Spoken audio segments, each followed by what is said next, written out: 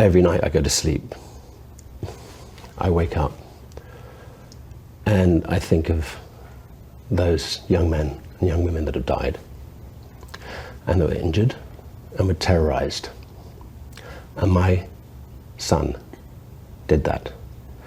My son caused so much pain and suffering for so many families. When you wake up in the morning, what do you think? It's like a reverse nightmare situation. When you go to sleep normally, you have a nightmare and you wake up and, oh, everything's okay. Yeah. Now I go to sleep, I might have a nice dream. And then I wake up and then slowly the truth of what happened dawns on me. And, that is that my son was a mass murderer. You did not think that Elliot was suicidal, or certainly not homicidal. There's no way I thought that this boy could hurt a flea. I mean, this is the most unbelievable thing, Barbara. What I don't get is we didn't see this coming at all. By the spring of 2013, Elliot began preparing for the day of retribution. He purchased a Sig Sauer P226, a more powerful weapon than his Glock. It was also more expensive.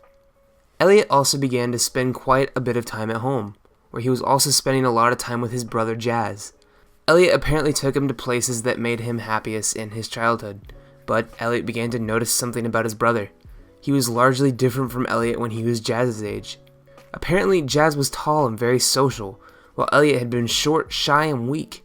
He regarded that Jazz had no trouble making friends with the other boys at the parks.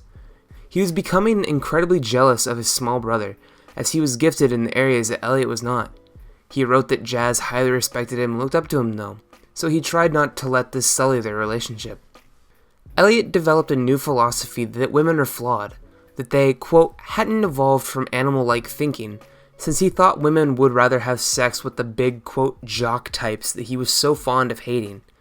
He says this because they didn't want to have sex with him specifically. He further said that women should have no choice in who they have sex with. That choice should be made by men with, quote, high intelligence, or, more specifically, himself. This way of thinking, in his mind, was perfect. He noted himself as a god who would wipe out all the insecurities in his soon-to-be perfect world. He would later discover a website called puahate.com, where men such as himself described all of their hate-filled fantasies directed at women. He found a place where men were much the same as him, where men had fantasies such as him. He regarded this website as miserable, but claimed to have learned a lot from it. As summer of 2013 came, he decided that the day of retribution would take place in Isla Vista, as he had suffered the most there. He recalled that much of his suffering in life came from Isla Vista, making it the perfect place to enact his revenge scenario.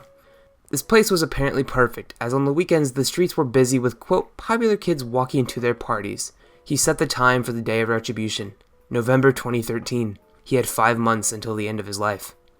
In June, Elliot decided he would give life one more chance before the day of retribution, hoping to find some small glimmer of happiness. His mother bought a new house, which was surprising to Elliot. However, he was still upset with his mother for not marrying a rich man, so he could be happy and rich. As before, he considered her selfish for not marrying someone for his sake. In July, Elliot drunkenly attended a house party where he acted like an absolute prick. He tried to butt into conversations, take the attention of girls talking to other people, and even insulted them. He plopped himself down on a ledge and acted like he was shooting people. Eventually, some people wandered to his ledge, and he began insulting them. They fought back, and when he did, he tried to push them all off the ledge. This ended in disaster, as they actually pushed him from the ledge. He fell to the street below and felt his ankle shatter. He couldn't walk. Yet, he noticed his Gucci sunglasses were missing, so he meandered his way back to the party to recover them. He wound up at the neighbor's house, as he was a drunken mess. The owners of the house allegedly called him a pussy and a faggot. This whole mess resulted in a beating for Elliot, as a bunch of the men apparently ganged up on him, kicking and punching him while he was on the ground. He regards that nobody really cared about him. He mentioned that one girl offered to take him back to his apartment, but mentioned how she didn't care because if she did, she would have taken him to his room and taken care of him, to sleep with him. He was becoming increasingly more delusional. His leg was broken, which resulted in him being in a cast for 6 weeks. The physician even told him he may need surgery, which made him feel even worse. He regarded that being a cripple on top of being an outcast was excruciating. In August, he had the surgery. While recovering from surgery, Elliot spent a lot of time thinking about his day of retribution. He eventually came to the conclusion that after killing all of the young people he wished, he would have to kill himself. He would now postpone his day of retribution to spring of 2014, as it gave him plenty of time to prepare, since he wouldn't be fully recovered until about October. 6 weeks after the surgery, he was put into a walking cast and was given a cane. While he was away from Santa Barbara with his broken leg, his roommates had moved out, which Elliot admits was a little sad, as they were the best roommates he had had up to that point. At this point, Elliot decided to use his father's Mercedes SUV as a weapon in his day of retribution, since many of his enemies, quote, walked right in the middle of the road. He viewed them as easy targets. He would then have a very, very sick revelation not long after this. On a visit home one day, he was visiting his father. Sumaya told Elliot that Jazz was going to be an actor in some commercials, and apparently told him that he will be successful by Elliot's age. She apparently even told him that he will be very young when he loses his virginity. This hardly seems like something you would ever tell someone about your son. Regardless, Elliot decided he would kill Jazz on his day of retribution, as he could not handle the prospect of his little brother being more successful than him. He then realized that he would also kill Sumaya. He would have to plan the day of retribution on a day where his father was gone so he could not stop him. 2 new roommates eventually moved in, 2 Asian boys that Elliot hated instantly. He came to the conclusion that he would kill them too on his day of retribution to keep them from getting in his way. In the autumn, Elliot learned that his sister had lost her virginity, which made him unspeakably angry, as she was 4 years younger than him. He hated her boyfriend, even though everyone else seemed to love him. As 2013 ended and 2014 began, Elliot set his final date for the day of retribution. While he initially wanted to aim for Valentine's Day, he concluded that he would run into the same problem he would have if he acted it out on Halloween: too many cops. So he settled on April 26th. At the beginning of 2014, Elliot spent much of his time in contemplation, mulling around, enjoying what his life had to offer before the day of retribution came. He realized he had a lot of money that he would spend on luxuries, but he saved much of it, wanting to use it to buy ammunition, another handgun, knives, etc. Quote, "After going through every single fantasy I had about how I would punish my enemies, I started to detail all of my exact plans on how the day of retribution will play out. On the day before the day of retribution, I will start the first phase of my vengeance, silently killing as many people as I can around Isla Vista by luring them into my apartment through some form of trickery. The first people I would have to kill are my 2 housemates, to secure the entire apartment for myself as my personal torture and killing chamber. After that, I will start luring people into my apartment, knock them out with a hammer, and slit their throats. I will torture some of the good-looking people before I kill them, assuming that the good-looking ones have the best sex lives. All of that pleasure they had in life, I will punish them by bringing them pain and suffering. I have lived a life of pain and suffering, and it was time to bring that pain to people who actually deserve it. I will cut them, flay them, strip all the skin off their flesh, and pour boiling water all over them while they are still alive, as well as any other form of torture I could possibly think of. When they are dead, I will behead them and keep their heads in a bag, for their heads will play a major role in the final phase.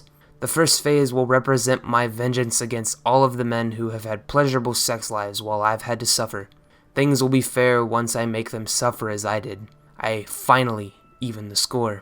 The second phase will take place on the day of retribution itself, just before the climactic massacre. The second phase will represent my war on women. I will punish all females for the crime of depriving me of sex. They have starved me of sex for my entire youth and gave that pleasure to other men. In doing so, they took many years of my life away.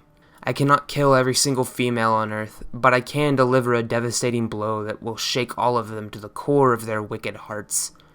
I will attack the very girls who represent everything I hate in the female gender, the hottest sorority of UCSB. After doing a lot of extensive research within the last year, I found out that the sorority with the most beautiful girls is Alpha Phi Sorority. I know exactly where their house is, and I've sat outside it in my car to stalk them many times. Alpha Phi Sorority is full of hot, beautiful blonde girls, the kind of girls I've always desired, but was never able to have because they all look down on me. They all spoiled, heartless, wicked bitches. They think they are superior to me, and if I ever have to ask one on a date, they would reject me cruelly.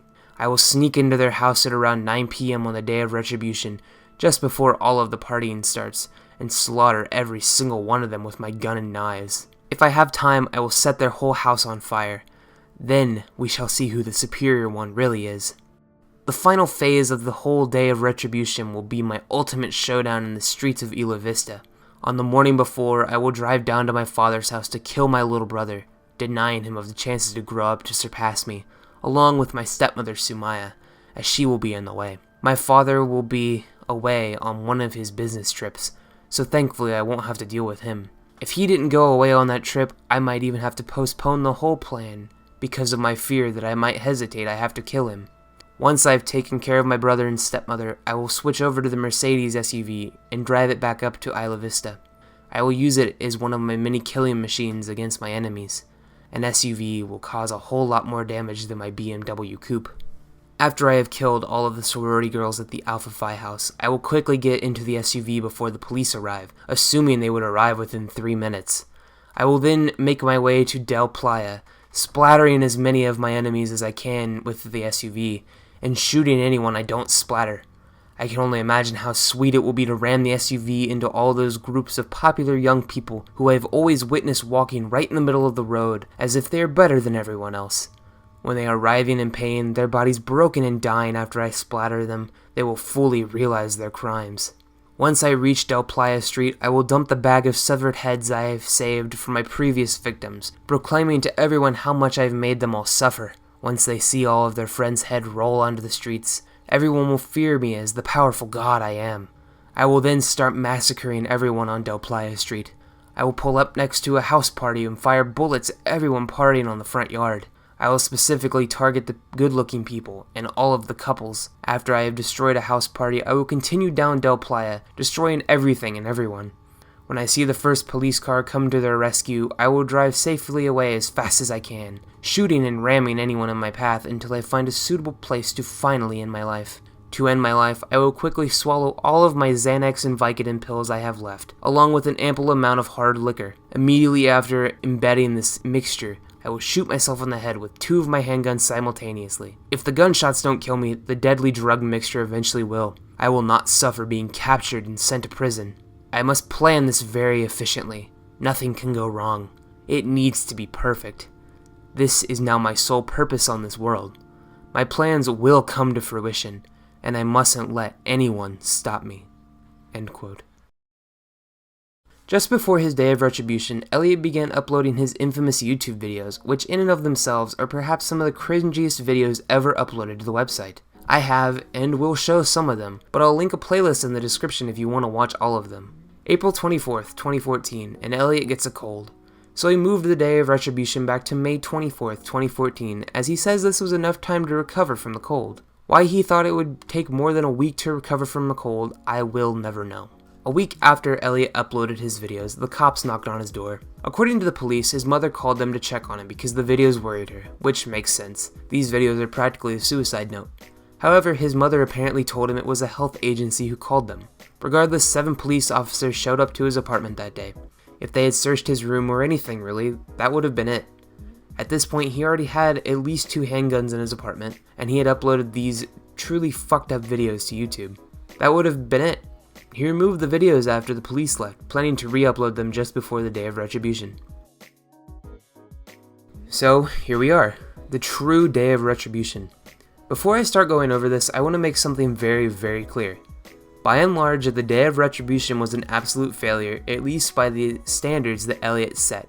He still killed people, which is more than too many.